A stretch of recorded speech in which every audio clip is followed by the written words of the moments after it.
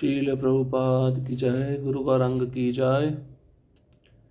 कल के सत्र में हमने श्रवण किया था किस प्रकार से जानवा ठाकुरानी रूप गोस्वामी से वृंदावन में मिलती हैं। रूप गोस्वामी उनका बहुत सुंदर तरीके से स्वागत करते हैं। रूप गोस्वामी उनको सभी मंदिरों का दर्शन कराते हैं, ब्रजधाम का दर्शन कराते हैं। इसके पश्चात जानवा ठाकुरानी रूप गोस्वामी से कहती हैं कि मुझे अन्य गोस्वामियों के विषय में बताइए। रूप गोस्वामी कहते हैं मैं तो इतना योग्य नहीं हूँ, अन्य भक्तों पर चैतन्य महाप्रभु ने बहुत कृपा की है, मैं अभी भी महाप्रभु की कृपा प्राप्त नहीं कर पाया, उनकी कृपा के लिए मैं अभी भी अयोग्य हूँ। इस भाव को देखकर जानवा ठाकुरानी समझ जाती है रूप गोस्वामी कितने विनम्र हैं।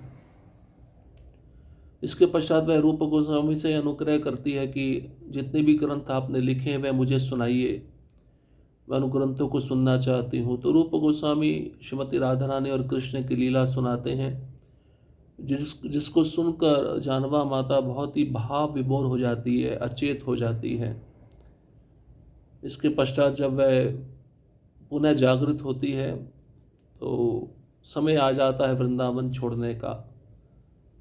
काफ़ी लंबे समय तक जब तक वह रूप गोस्वामी के साथ रही तो कृष्ण के विषय में चर्चा करती रही, लेकिन जब वृंदावन छोड़ने का समय आया तब जानवा ठाकुरानी बहुत दुखी होती है। सभी गोस्वामी भी दुखी होते हैं और निवेदन करते हैं आप पुनः वृंदावन को आइए। जानवा माता भी कहती है कि मैं ज़रूर आऊँगी। और रूप गोस्वामी अंतिम में जानवा माता को कहते हैं कि ये हो सके तो श्रीनिवास आचार्य को वृंदावन भेज दीजिएगा। इस प्रकार से हमने कल जानवा माता और रूप गोस्वामी का संवाद सुना। आज का शीर्षक है सनातन गोस्वामी से विरह।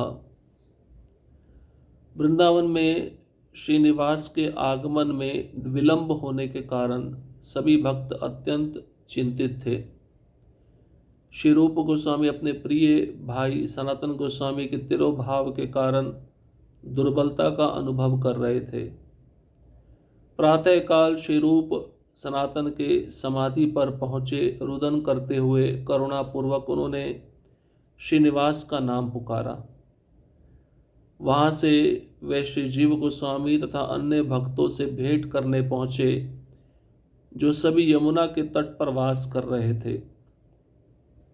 उन्हें देखकर रूप गोस्वामी ने व्यंग्य किया, आप अत्यंत प्रसन्न दिख रहे हैं परंतु मैं अत्यंत पीड़ा में हूँ। मैं नहीं जानता कि श्रीनिवास वृंदावन आने में इतना विलंब क्यों कर रहे हैं। उनका जन्म श्री चैतन्य महाप्रभु के अभियान को पूर्ण करने के लिए ब्राह्मण परिवार में हुआ था, परंतु अब उन्हें अविलंब आ जाना चाहिए, नहीं तो मुझे भय है कि मैं उनसे भेंट नहीं कर पाऊंगा।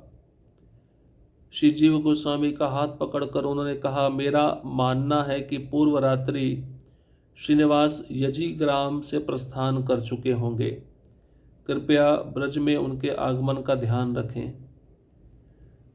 तो पिछले सत्र में हमने सुना था रूप गोस्वामी जानवा माता को कहते हैं कि हो सके तो श्रीनिवास आचार्य को वृंदावन भेज दीजिए।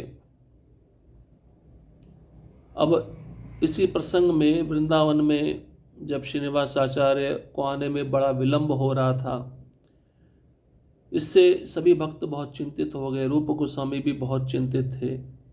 एक तो बड़े भाई सनातन गोस्वामी के तिरोभाव के कारण रूप गोस्वामी को बहुत दुर्बलता का अनुभव हो रहा था, उनके मन में बेचैनी हो रही थी। और सुबह उठते ही रूप गोस्वामी सनातन गोस्वामी की समाधि पर पहुंच जाते हैं, रुदन करते हैं, करुणापूर्वक श्रीनिवास आचार्य का नाम पुकारते हैं। और जीव गोस्वामी अन्य भक्त से भेंट करने के लिए रूप गोस्वामी यमुना के तट पर चले जाते हैं।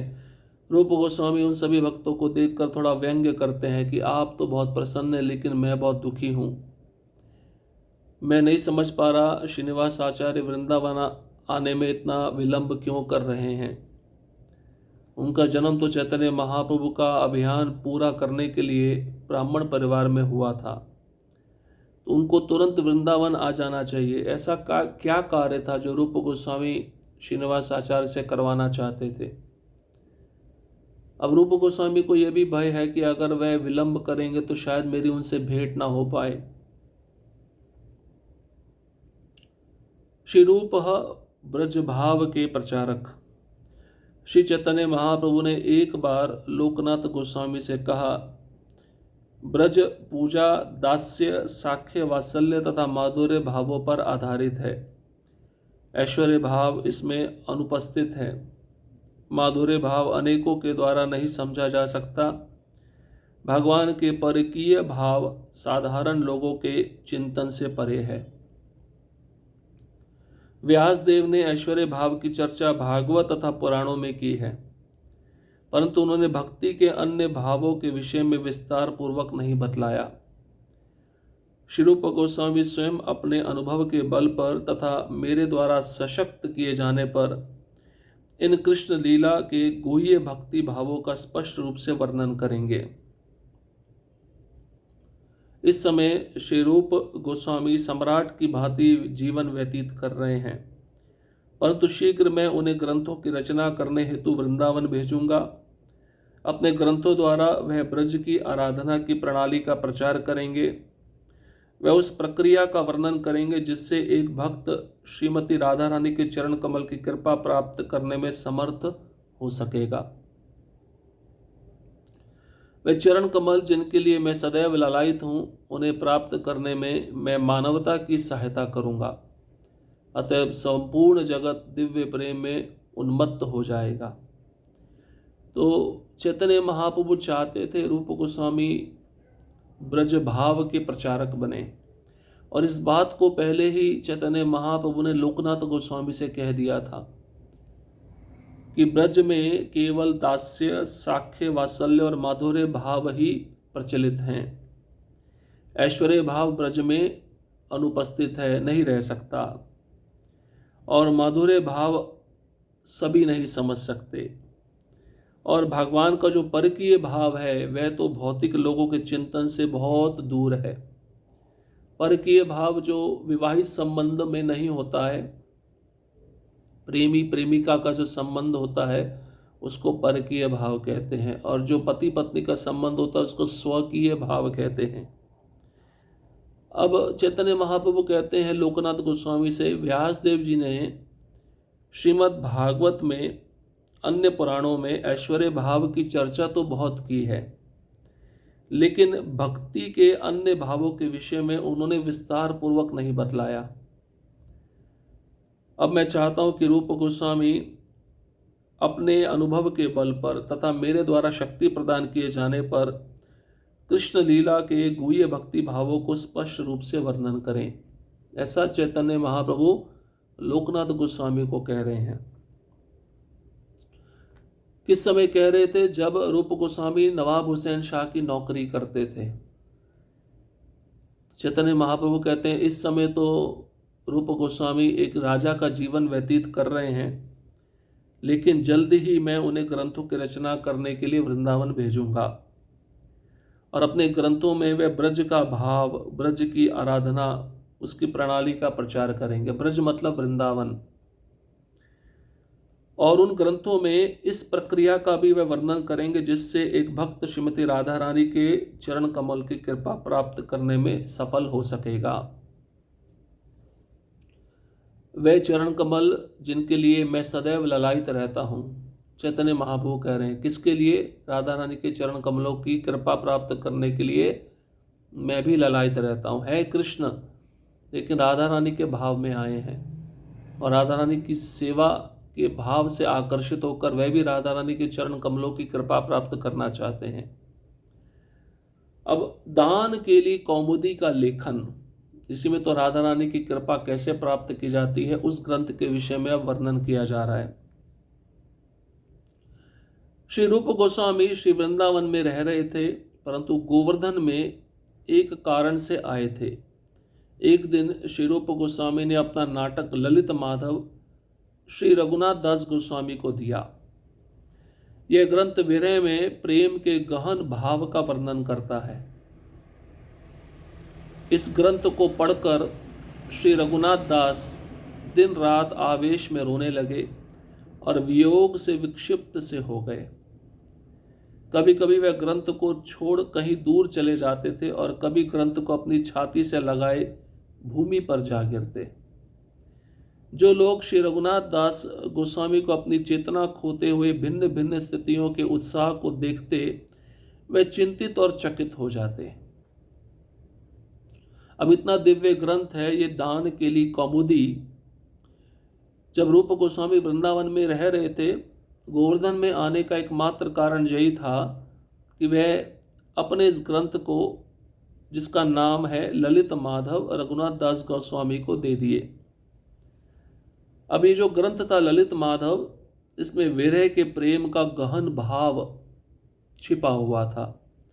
श्रीमती राधा रानी और कृष्ण का जो विरह है, उसके भावों का वर्णन यह ग्रंथ करता है।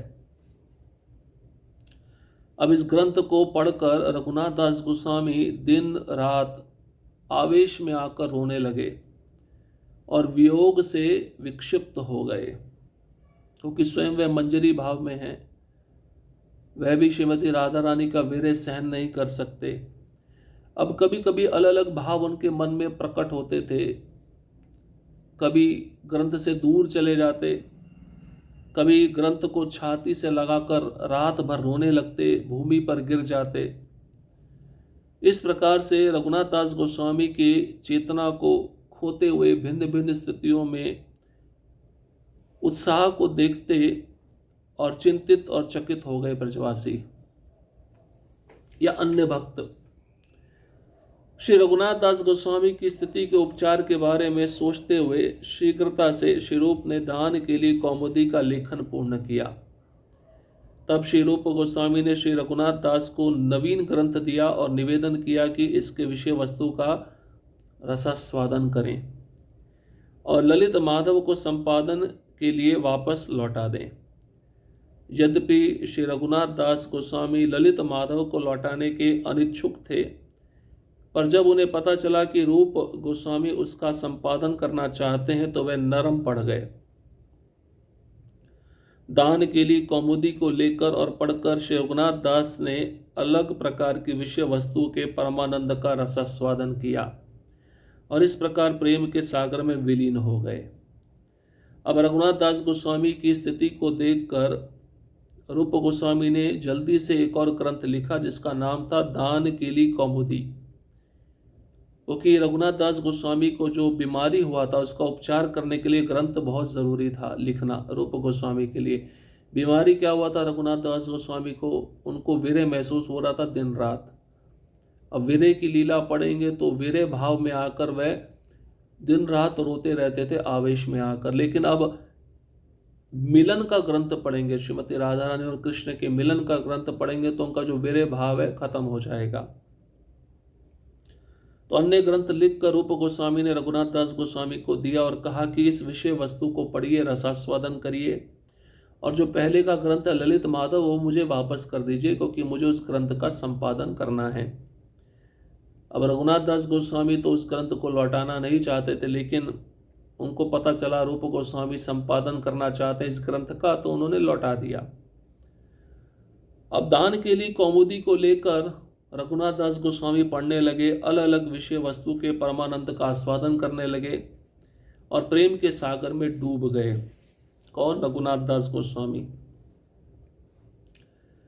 तो रूप गोस्वामी ने बहुत सारे ग्रंथों की रचना की है। अब कौन कौन से ग्रंथ हैं, उन ग्रंथों के विषय में हम सुनेंगे, उनकी ग्रंथावली कौन कौन सी है और उन ग्रंथों में क्या क्या विषय वस्तु दी गई है ये भी हम सुनेंगे। श्री रूप गोस्वामी की सबसे प्रसिद्ध पुस्तक भक्ति रसामृत सिंधु है, जिसे सभी इच्छुक वैष्णवों को अवश्य पढ़ना चाहिए, क्योंकि यह भगवान चैतन्य का भक्ति में आंदोलन का ठोस आधार है। सबसे मुख्य ग्रंथ है रूप गोस्वामी का भक्ति रसामृत सिंधु और प्रभुपाद जी भी आग्रह करते हैं इस ग्रंथ को सभी भक्तों को पढ़ना चाहिए। ये भक्ति का आधार है। श्री चैतन्य चरितामृत में कहा गया है, श्री रूप गोस्वामी ने भी अनेक ग्रंथों की रचना की है। जिनकी गिनती नहीं की जा सकती। अतएव मैं श्रील रूप गोस्वामी द्वारा रचित मुख्य मुख्य ग्रंथों के ही नाम गिनाऊंगा। उन्होंने 1,00,000 श्लोकों में वृंदावन की लीलाओं का वर्णन किया है। आप कल्पना कर सकते हैं रूप गोस्वामी के विषय में। रूप गोस्वामी ने इतने ग्रंथ लिखे हैं जिनको गिनना बहुत कठिन है, लेकिन उन ग्रंथों के कुल श्लोकों की संख्या मिलाई जाए जो श्रीमती राधा रानी और कृष्ण की लीला पर आधारित है, कुल मिलाकर 1,00,000 श्लोक हैं। रसामृत सिंधु आर विदग्ध माधव, उज्ज्वल नीलमणि आर ललित माधव, दान केली कौमुदी आर बहुस्तवावली, अष्टादश लीला छंद आर पद्यावली, गोविंद विरुदावली तहार लक्षण, मथुरा महात्म्य आर नाटक वर्णन, लघु भागवतामृतादि के करु गणन, सर्वत्र करिला ब्रज विलास वर्णन। श्री चैतन्य चरितमृत मध्य लीला पहला अध्याय 38, 39, 40 और 41, ये 4 श्लोकों में मुख्य मुख्य ग्रंथों के विषय में बताया गया है जो रूप गोस्वामी ने लिखे हैं। श्री रूप गोस्वामी द्वारा रचित ग्रंथों में भक्ति रसामृत सिंधु, विदग्ध माधव, उज्ज्वल नीलमणि तथा ललित माधव सम्मिलित हैं। श्री रूप गोस्वामी ने दान केली कौमुदी, स्तवावली, लीला छंद, पद्यावली, गोविंद विरुदावली, मथुरा महात्म्य तथा नाटक वर्णन नामक पुस्तकों की भी रचना की। भला श्री रूप गोस्वामी द्वारा रचित शेष पुस्तकों जिनमें लघु भागवतामृत मुख्य है की गिनती कौन कर सकता है। उन्होंने उन सब ग्रंथों में वृंदावन की लीलाओं का वर्णन किया है। भक्ति रत्नाकर में श्री रूप गोस्वामी द्वारा लिखित ग्रंथों की सूची दी गई है। उनके समस्त ग्रंथों में निम्नलिखित 16 ग्रंथ वैष्णवों में अत्यंत लोकप्रिय हैं। पहला हंसदूत, दूसरा उद्धव संदेश, तीसरा कृष्ण जन्म तिथि विधि, चौथा और पांचवा राधा कृष्ण गणोदेश दीपिका बृहत तथा लघु भागवतामृत, छठवा स्तवमाला, सातवां विदग्ध माधव, आठवां ललित माधव, नौवां दान केली कौमुदी, 10वां भक्ति रसामृत सिंधु, यह रूप गोस्वामी का सर्वाधिक प्रसिद्ध ग्रंथ है। 11वां उज्ज्वल नीलमणि, 12वां आख्यात चंद्रिका, 13वां मथुरा महिमा, 14वां पद्यावली, 15वां नाटक चंद्रिका तथा 16वां लघु भागवतामृत। तो संक्षेप में रूप गोस्वामी के प्रसिद्ध ग्रंथों का यहाँ पे उल्लेख किया गया है, जिसमें से 16 ग्रंथ भक्तों को बहुत ही प्रिय है। तो अब एक एक ग्रंथ पे जाकर उन ग्रंथ की विषय वस्तु के बारे में सुनेंगे कि किस प्रकार से उस ग्रंथ को पढ़ के हम भक्ति में आगे बढ़ सकते हैं, या वो ग्रंथ में जो विषय वस्तु है भक्ति से संबंधित है। तो इन सब ग्रंथों का जो विषय वस्तु उसको हम कल सुनेंगे, लेकिन संक्षेप में हमने आज रूप गोस्वामी की ग्रंथावली सुनी। उसके बाद सनातन गोस्वामी से विरह की भावना जो उनके मन में उत्पन्न हो रही थी, और श्रीनिवास आचार्य का इंतज़ार वह कर रहे थे, जल्द से जल्द श्रीनिवास आचार्य आए और जो भक्ति का कार्य है, भक्ति का प्रचार है, उसको वह संभाले। और साथ ही साथ रूप गोस्वामी को चैतन्य महाप्रभु ने ब्रज धाम का सबसे बड़ा प्रचारक बनाया। अगर रूप गोस्वामी इतने बड़े प्रचारक नहीं होते तो इतने सारे ग्रंथ भी वह नहीं लिख पाते। तो चैतन्य महाप्रभु की विशेष कृपा से रूप गोस्वामी ब्रजधाम के प्रचारक बने।